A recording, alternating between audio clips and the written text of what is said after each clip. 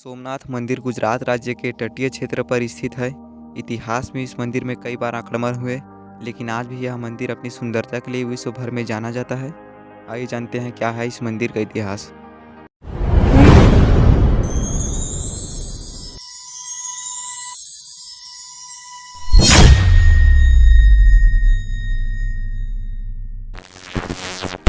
वेद पुराणों में भगवान शिव को सृष्टि का पालनहार कहा गया है।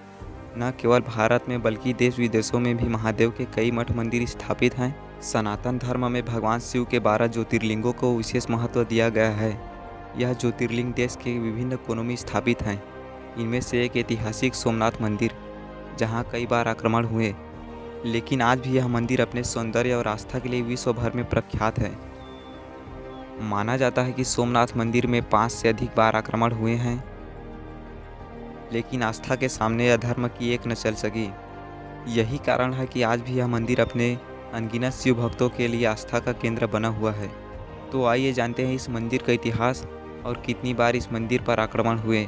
गुजरात प्रांत के काठियावाड़ क्षेत्र में भगवान सोमनाथ का विश्व प्रसिद्ध मंदिर स्थापित है। 12 ज्योतिर्लिंग में भी इनकी गणना होती है। इस ज्योतिर्लिंग की महिमा श्रीमद् भागवत गीता, स्कंद पुराण और महाभारत जैसे कई वेद पुराणों में बताई गई है। किंवदंतियों के अनुसार भगवान शिव को चंद्रदेव ने अपना स्वामी अर्थात नाथ मानकर तपस्या की थी। इसलिए इस ज्योतिर्लिंग को सोमनाथ यानी चंद्र के स्वामी के नाम से जाना जाता है। मान्यता है कि भगवान सोमनाथ के दर्शन करने से और उनकी पूजा करने से भक्तों को जन्म जन्मांतर के पुण्य की प्राप्ति होती है, साथ ही उनके लिए मोक्ष का मार्ग खुल जाता है। ऋग्वेद में भी सोमेश्वर महादेव की महिमा को विस्तार से बताया गया है। भगवान सोमनाथ का यह मंदिर 150 फीट ऊंचा है और गर्भगृह, सभा मंडप और नृत्य मंडप इन तीनों भागों में विभाजित है। इस मंदिर के शिखर पर स्थित कलश 10 टन वजनी है और यहाँ 27 फीट ऊंचा ध्वजा सदैव इस मंदिर की शोभा को बढ़ाता है। सर्वप्रथम इस मंदिर के उल्लेखानुसार ईसा के पूर्व में यह अस्तित्व में था। इसी जगह पर द्वितीय बार मंदिर का पुनर्निर्माण 649 ईस्वी में वल्लभी के मैत्रिक राजाओं ने किया। पहली बार इस मंदिर को 725 ईस्वी में सिंधु के मुस्लिम सूबेदार अल जैनुद ने तुड़वा दिया था।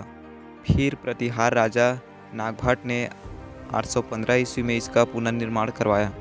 इसके बाद महमूद गजनवी ने सन 1024 में कुछ 5000 साथियों के साथ सोमनाथ मंदिर पर हमला किया, उसकी संपत्ति लूटी और उसे नष्ट कर दिया। तब मंदिर की रक्षा के लिए निहत्थे हजारों लोग मारे गए थे। ये वे लोग थे जो पूजा कर रहे थे या मंदिर के अंदर दर्शन का लाभ ले रहे थे, और जो गांव के लोग मंदिर की रक्षा के लिए निहत्थे ही दौड़ पड़े थे। महमूद गजनवी के मंदिर तोड़ने और लूटने के बाद गुजरात के राजा भीमदेव और मालवा के राजा भोज ने इसका पुनर्निर्माण करवाया। 1093 में सिद्धराज जयसिंह ने भी इस मंदिर का निर्माण में सहयोग दिया। 1168 में विजयेश्वर कुमारपाल और सौराष्ट्र के राजा खंगार ने भी सोमनाथ मंदिर के सौंदर्यीकरण में योगदान किया था। सन 1297 में जब दिल्ली सल्तनत के सुल्तान अलाउद्दीन खिलजी के सेनापति नुसरत खान ने गुजरात पर हमला किया तो उसने सोमनाथ मंदिर को दोबारा तोड़वा दिया और सारी धन संपदा लूट कर ले गया। मंदिर को फिर से हिंदू राजाओं ने बनवाया, लेकिन सन 1395 में गुजरात के सुल्तान मुजफ्फर शाह ने मंदिर को फिर से तुड़वाकर सारा चढ़ावा लूट लिया। इसके बाद 1412 में उसके पुत्र अहमद शाह ने भी यही किया। बाद में मुस्लिम क्रूर बादशाह औरंगजेब के काल में सोमनाथ मंदिर को 2 बार तोड़ा गया। पहली बार 1665 ईस्वी में और दूसरी बार 1706 ईस्वी में।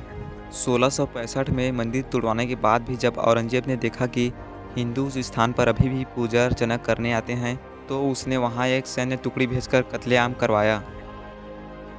जब भारत का एक बड़ा हिस्सा मराठों के अधिकार में आ गया, तब 1783 में इंदौर की रानी अहिल्याबाई द्वारा मूल मंदिर में ही कुछ दूरी पर पूजा अर्चना के लिए सोमनाथ महादेव की एक और मंदिर बनवाया गया। भारत की आज़ादी के बाद सरदार वल्लभ भाई पटेल ने समुद्र का जल को लेकर नए मंदिर के निर्माण का संकल्प लिया।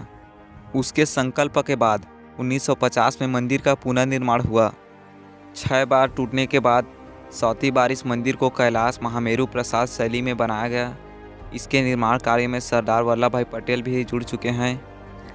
दिसंबर 1995 को भारत के राष्ट्रपति शंकर दयाल शर्मा ने इसे राष्ट्र को समर्पित किया।